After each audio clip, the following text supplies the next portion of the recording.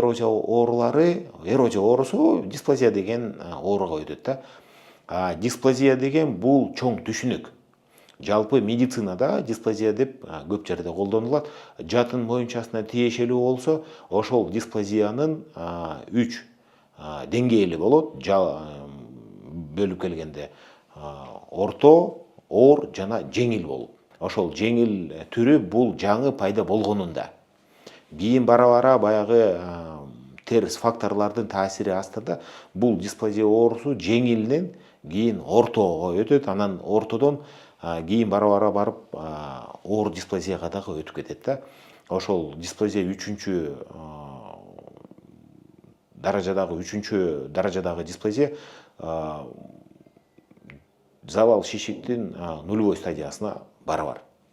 Ошондуктан бул ооруга сөзсүз түрдө биз чоң көңүл бурушубуз керек.